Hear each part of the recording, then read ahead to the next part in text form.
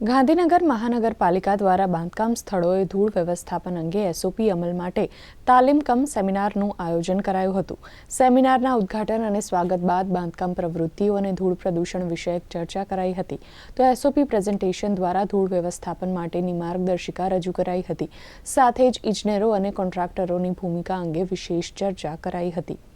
ગાંધીનગરમાં બાંધકામ પ્રવૃત્તિની સાથે જોડાયેલા તમામ બિલ્ડર્સ, ડેવલપર્સ, એન્જિનિયર્સ, આર્કિટેક્ચર્સ અને પ્લાનર પણ જોડાયા હતા।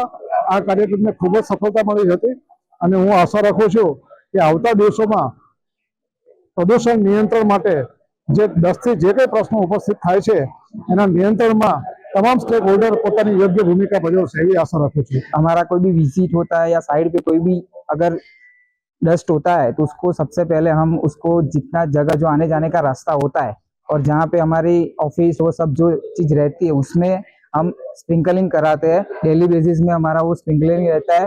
उसके बाद अगर इमारत हाइट हो जाती है तो आजू बाजू किसी को प्रॉब्लम ना रहे, आजू बाजू कोई दूसरी एजेंसी या दूसरा कोई इमारतें होती है उसको कोई नुकसान ना पहुंचे, इसके लिए ग्रीन नेट पूरा ऊपर से नीचे तक उसको हम प्रोवाइड करते हैं सर।